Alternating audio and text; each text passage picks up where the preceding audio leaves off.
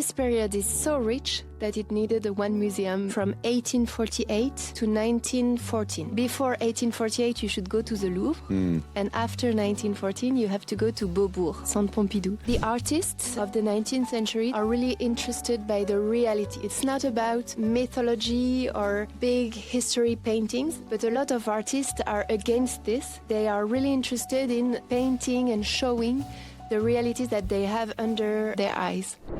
We are the most visited country in the world. Welcome to À la Française, the podcast that shines a light on the French art of living and those who shape it.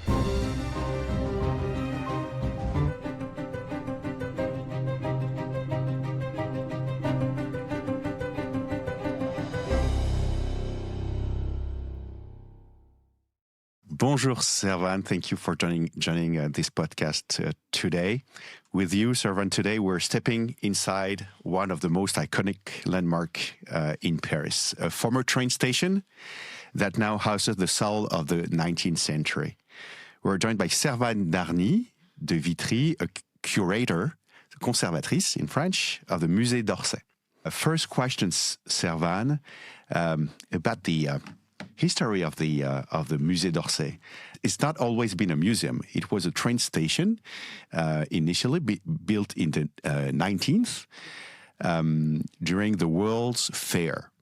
Can you tell us about the incredible transition from the historic train station to this iconic institution, which we know now? Yes, the station was built in 1900, and in the middle of the 20th century, it was no longer useful. The train were starting to get longer and longer, and the station was not fit to welcome these trains. So it became other uses, and it was supposed to be demolished in the 1970s. But a few years before, the Halles in the center of Paris were destroyed, and the heritage defenders started to think that this heritage of the industrial heritage of the 19th century was actually important and that we should keep it. And it was decided to build a museum. So it's really French because it's all about our sensitivity to the patrimoine, the heritage of the 19th centuries. So when did it reopen? It opened in 1986. This year we celebrate the 40th birthday of the Musée d'Orsay. There will be a lot of celebrations. Yes, in December. It opened in December 1986, just 1 month before me. And so I will celebrate it too.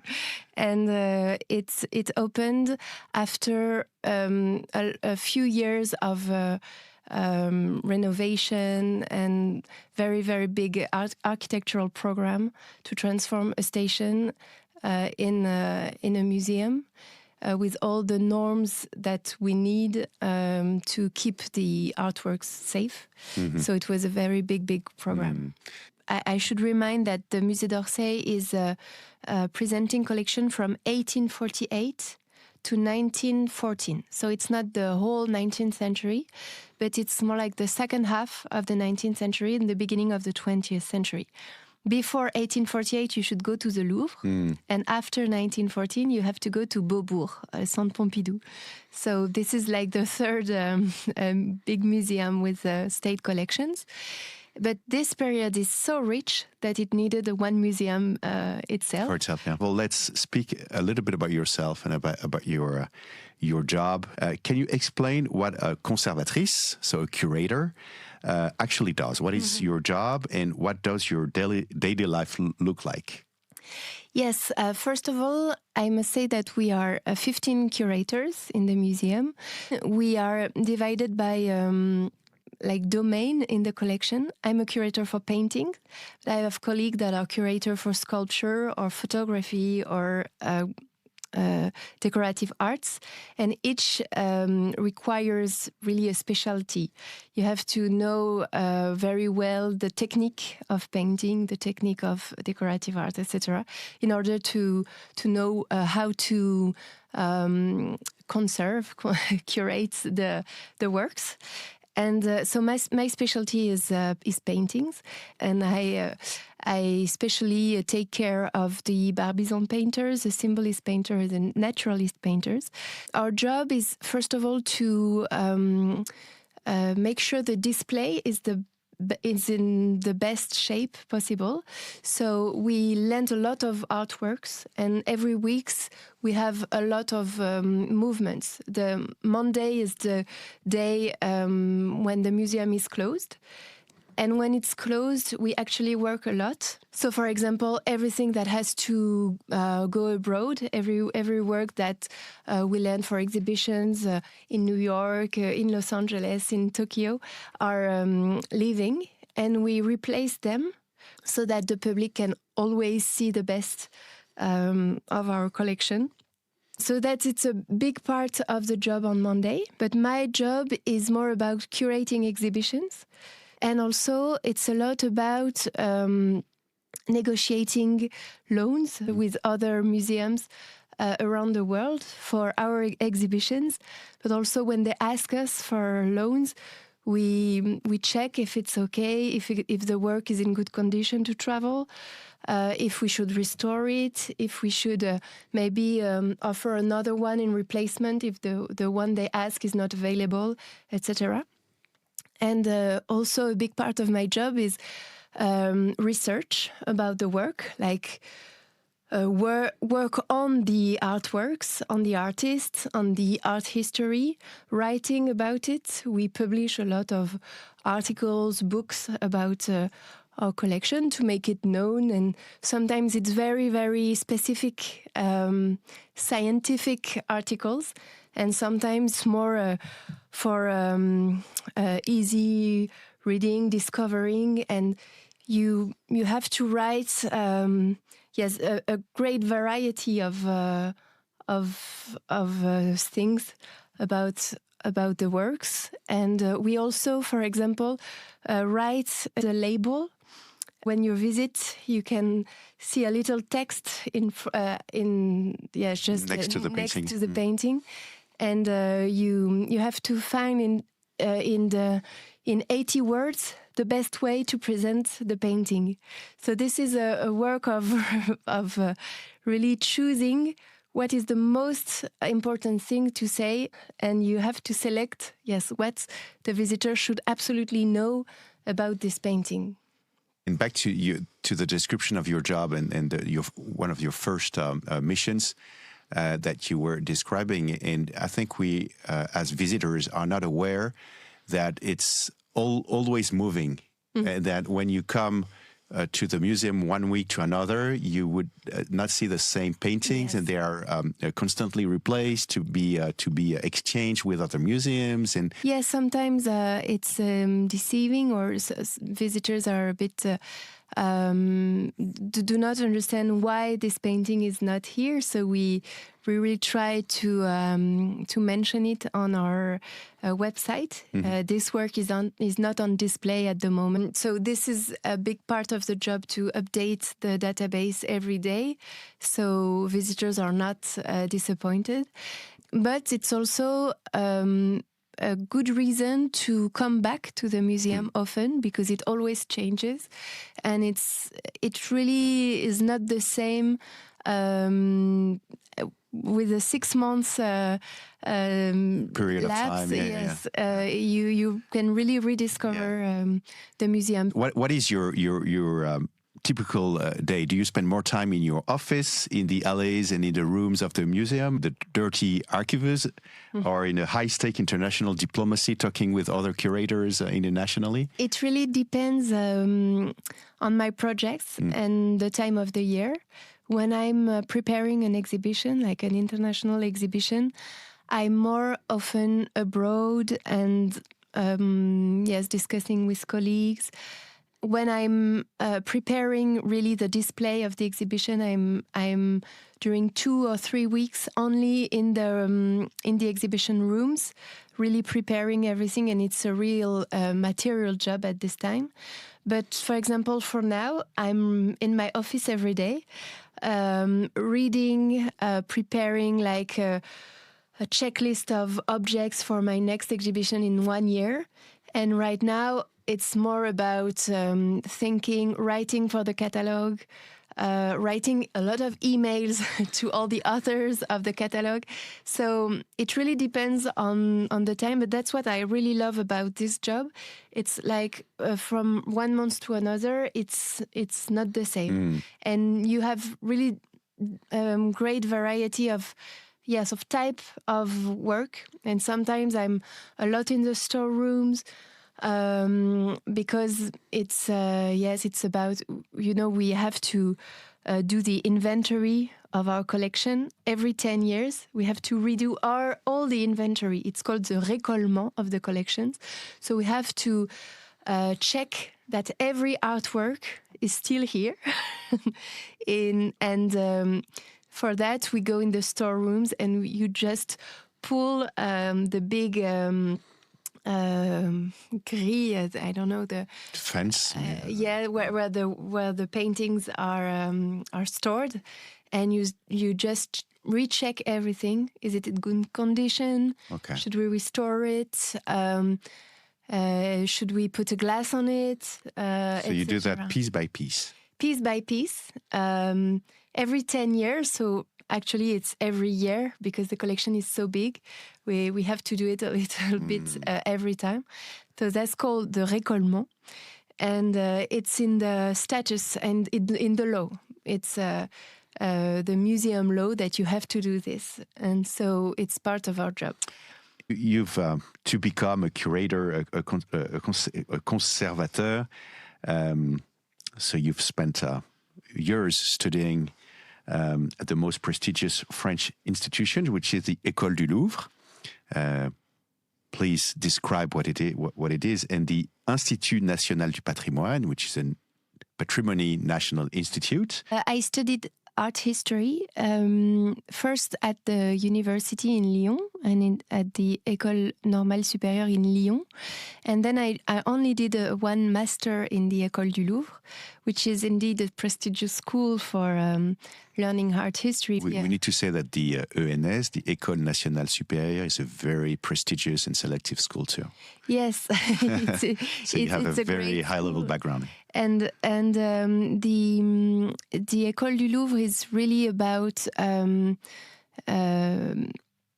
knowing every artist and every artwork and really becoming an expert.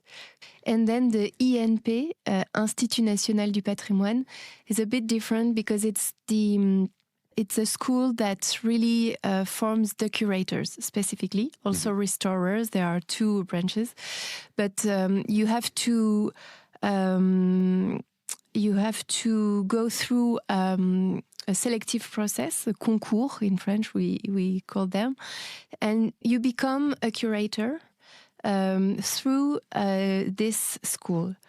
In other countries, it's not like that. You first have, for example, to have a PhD in art history, and then you start working in a museum, and you go step by step becoming a curator. But in France, it's really specific. You have a specific training to become a curator. So that's what I did. And at the end of this school, you are official curator. You are official curator. It's much better to watch this podcast on YouTube because we will showcase the paintings while you're describing them. I don't know if this question is very easy for you, but what is the single most iconic painting and the most famous sculpture in the museum today? And why, actually? What makes them so iconic? I think the most iconic painting is by Manet, is his work Olympia. It's a very, very famous painting. It represents a woman reclined on the bed or a sofa. She is naked, and what's very new for this time, because naked women are not very new in art history, you know, but what was very shocking for the audience is that she is not like a mythological goddess or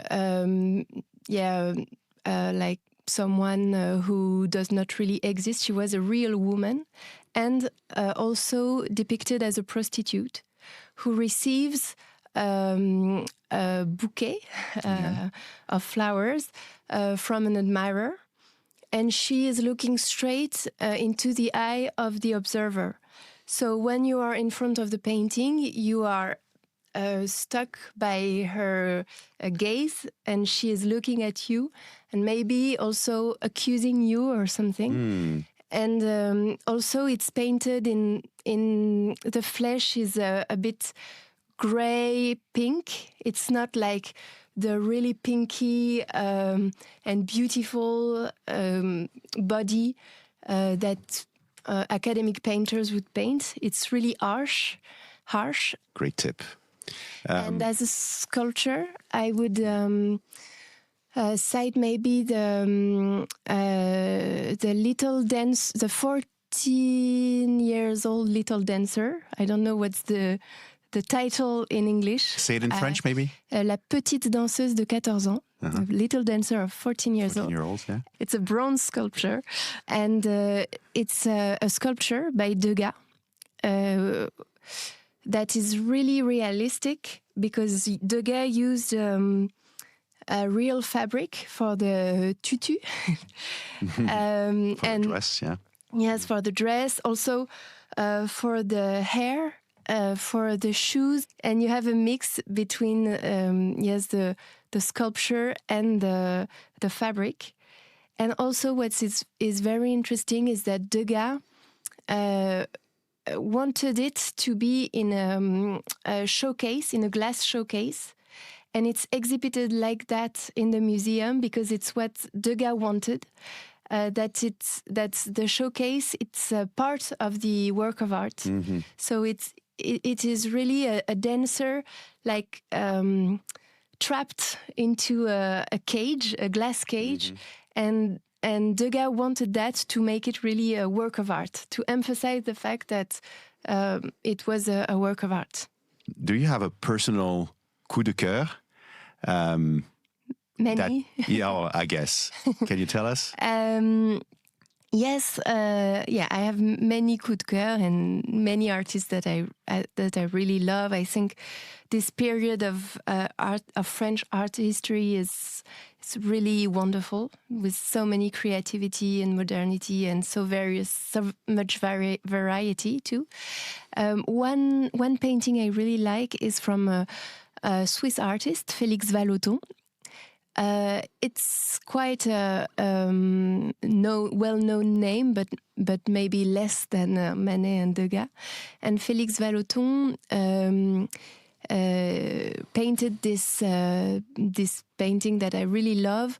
I think it's in English. It's called The Ball, Le Ballon, and it's with a bird eye view, on a park, where a little child, maybe a girl, chases a ball, a red ball, and she is with a hat, with a little dress, and there is this shadow of in front of her, or in front of him. Actually, I'm a little bit hesitant, and with also all the trees that cast a big shadow on the ground.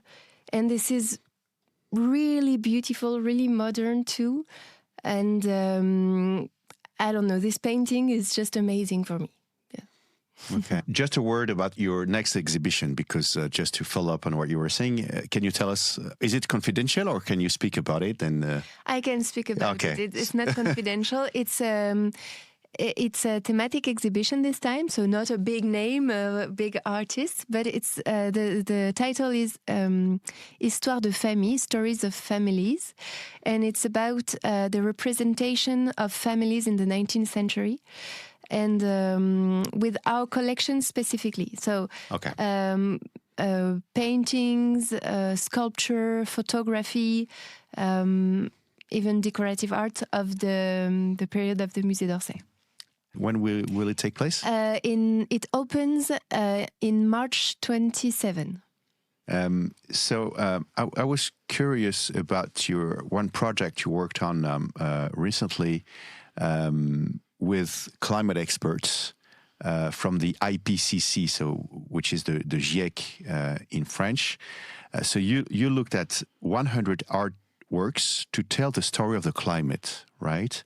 How can a 19th century painting help us understand our current environment issues? Yes, it was very interesting to speak with climate experts. I discovered that our period of the collection, actually, this period is rich because it's in France. The acceleration of industrialization. In Great Britain, it starts a little bit before, but in France, it's more like 1830 and 1840, the industrialization. And the artists of the 19th century, they have this particularity that they are really interested by the reality. The realism is a very important word for the 19th art history and French art. So if you hear about naturalism or realism or impressionism, this is all about capturing the reality and the sensation that the artist has in front of reality. It's not about mythology or big history paintings. They still exist and they are shown at the Musée d'Orsay.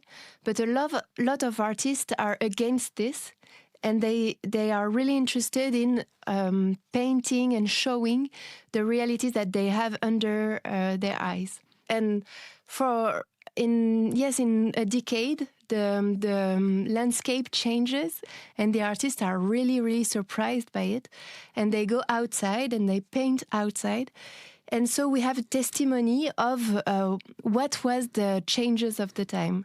So this is the first thing. And the climate experts, they can explain what you see actually and right now in the paintings that maybe artists didn't perceive, but that we perceive now as the beginning of the fossil fueled era and a period of time that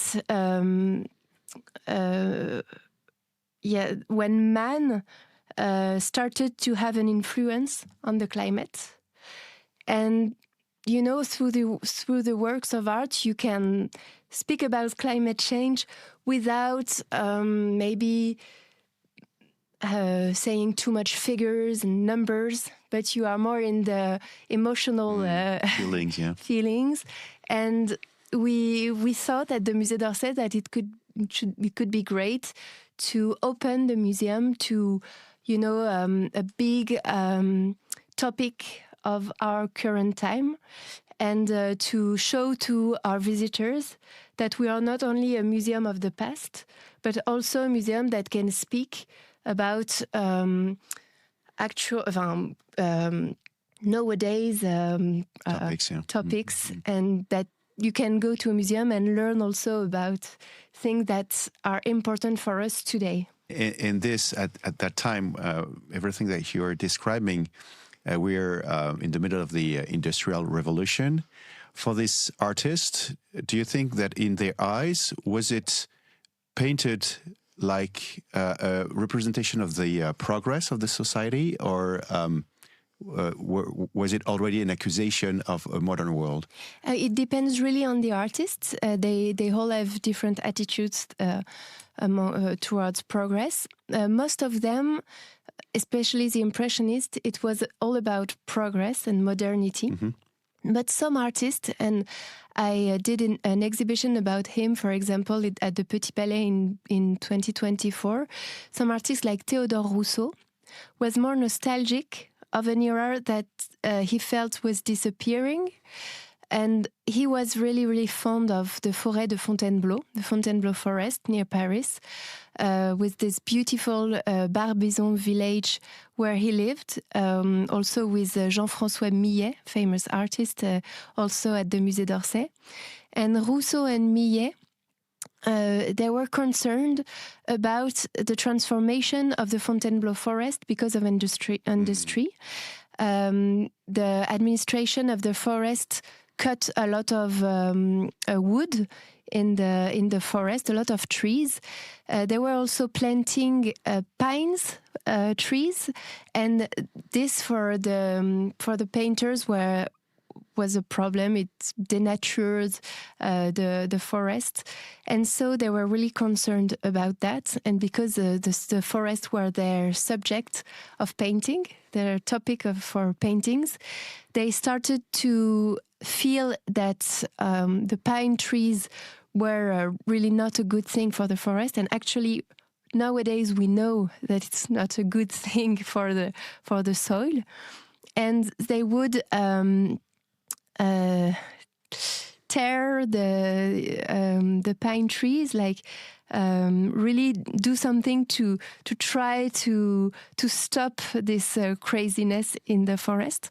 And moreover, Théodore Rousseau wrote a petition in the name of all the artists of Barbizon to Napoleon III, to ask that a reserve, like a natural reserve, was created in the forest, so that one place could be exempted of every cut and every plantation. So it was the very first natural reserve created, maybe in the world, because it was very early. It was in 1853. And it was not a very big area like the natural parks in the United States, but it was a small area, but it was maybe the first. And it was because, thanks to the artists, that this first natural reserve existed. So it's not really climate conscious, because they don't know about climate change, of course, at this time. But it was a new sensitivity to nature. They were considering that the forest was a living entity. And this is what's really new for this period of time, that man is not outside of nature, but really part of nature, and that we should preserve our environment. And to another topic about the French art of living, we often think of elegance in living rooms and salons, but you also focus on naturalism, in the real life of workers, the row, and the peasant. Is it also, to your opinion, part of the French identity? Yes, absolutely. Especially the identity of French art, and of 19th century, the peasant world was absolutely important in terms of number of people living in the rural world at this time. It was the beginning of a transition from the countryside to the big cities like Paris and the very, very big capitals and very big cities. But the rural life is absolutely central and important. But also in terms of art history, there was a painter that I mentioned before, Jean-François Millet, who is an exemplary of this, who painted the French peasant like a hero of his time. And this was really new for the period. We are in the 1840s, 1848. He presented at the Salon, the official Salon, un vanneur, which is a man like working the blé, sorry, the oats. The oats, yeah. And he did not choose for his painting historical hero, biblical subject, mythological subject. He chose the worker of the wheat with a very monumental figure, you know, like the worker takes all the place in the painting, and that was what was really interesting at the time, is to show the peasant like a subject worth of the official not the official, but of painting. And this was a new look on this kind of population. And it's also very intertwined with the politics of the period, because you know in 1848 there was another revolution in France, the 1848 revolution. And this was a time where the question of the people, was very important. And I think that, 1848 is the beginning of our collection in the Musée d'Orsay.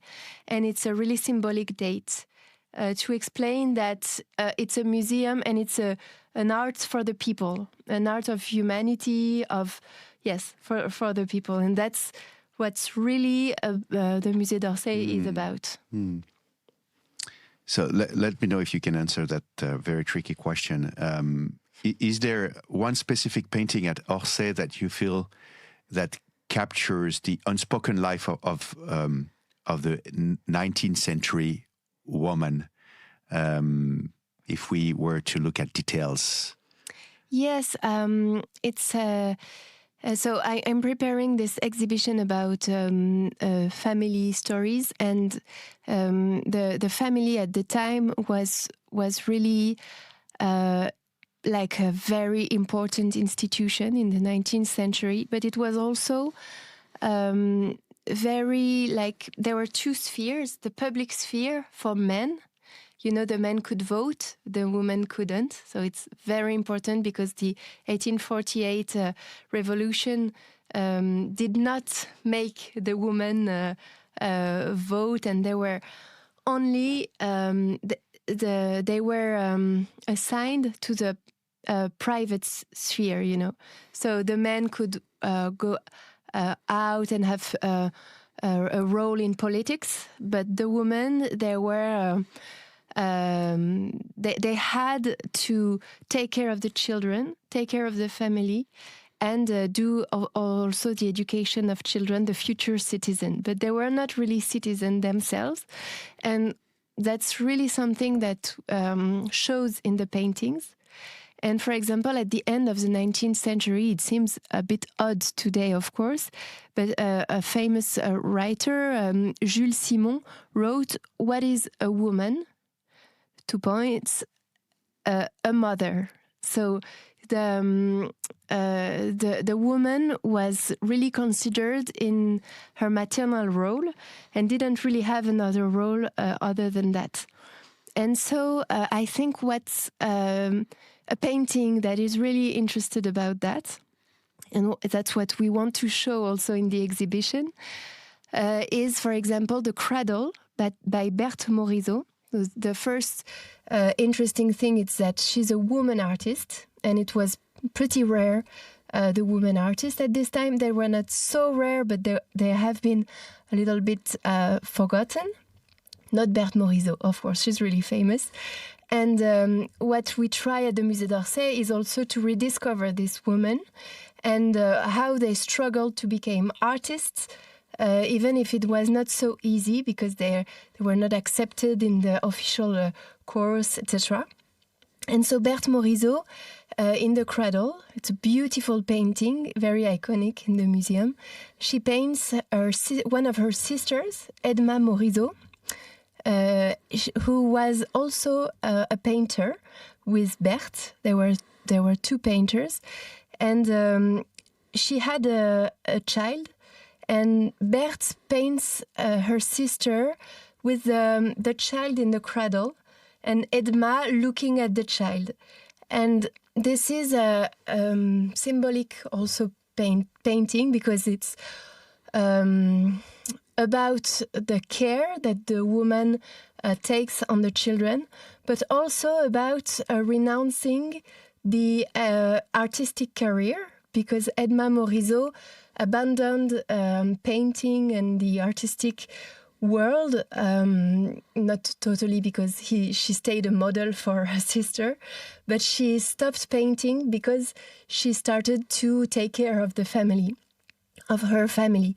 And so this painting is quite ambiguous between the admiration and the care of the mother for the child, but also what it means to be a woman in the 19th century, and that it's so difficult to have a career in the art field, but also being a mother. So, yeah. It also tells us a lot about how people lived in the 19th century. Very interesting, yeah. Can you tell us your perspective for most of the visitors of the Musée d'Orsay that are non-experts and want to get into the paintings and understand the painting that they have in front of them? We sometimes feel a bit intimidated facing one of these masterpieces.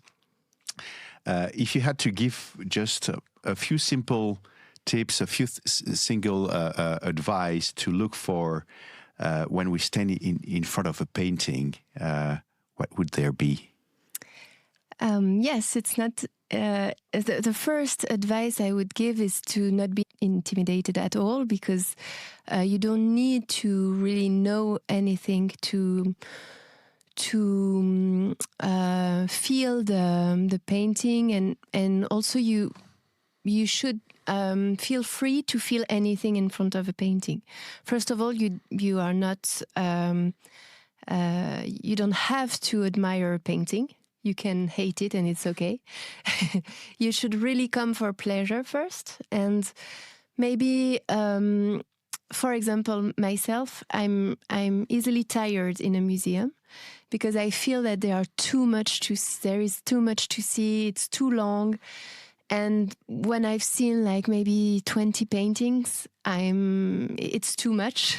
So my advice would be to come back, like maybe little by little, and to really appreciate what you are looking at, and not, for example, do all the museum in one day and see absolutely everything. Like it's okay not to see everything. But if you choose really an area, a room that you can really stay for long, that's, I think, I think it's good advice to just take your time.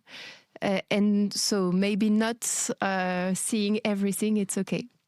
The second thing is to feel free to think what you want to think in front of the paintings.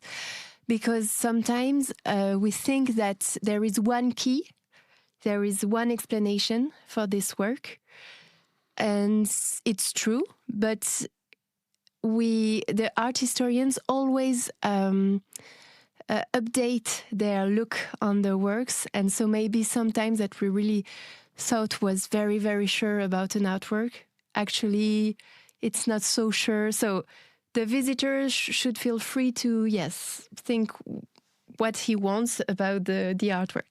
And then if really a painting is obscure and you don't understand it, you have the audio guide, of course. You have the label that can explain a little bit the the painting, and you can listen to podcasts and read a very easy art history book that explain a little bit maybe the difference between when you're an impressionist, how you paint, when you're an academic. It's not really the same perception of the painting. That can be interesting. But just look at it, feel free to feel what you want, and maybe enter in the subject like anyone, it's really okay. Let's imagine I'm standing in front of a Monet for the very first time. Everybody wants to see the Monet in the Musée d'Orsay. What should I pay attention to when I'm in front of a Monet? In front of a Monet, you should take some steps back and then some steps forward. Because what's interesting is to really look at the painting very closely to see how the brush strokes are only put next to each other to form a painting that you cannot really see when you are very, very close. But when you take some steps back, the whole image starts to form. And that's very interesting because the Impressionists is all about that, the creation of light, of specific light with the juxtaposition of colors. And it's all about colors and lights. And if you do this, forward and step back movement, you can, I think, really feel the painting. It's not only the image that is interesting, it's also the technique. So you should really come closer. Servane, your secret spot or room in the museum that tourists usually miss, but you would definitely recommend to visit? Yes, there is one place tourists miss. It's called the Pavillon Amont. You have to find it on the map. And the Pavillon Amont... How do you spell Amont? Amont. Okay. It's amont because it's in amont of the scene. Mm-hmm. We have amont aval. Mm-hmm. And this is a really quiet place in the museum, so you have to go there if you are fed up with the crowd. Sometimes it's a problem. And here you can find European painting and decorative arts melt together. And it's a really beautiful dialogue of arts. Really great place, yes. Pavillon Amont. Pavillon Amont, let's remember that. And to finish, you work there, so you know the area very well. Your favorite local spot near the museum to grab a coffee, or maybe inside the museum, you will tell us, or a glass of wine, or anything to food and drink after a long day of visiting. Yes, inside the museum you have the beautiful Musée Café Campana. It has a beautiful view on the Seine.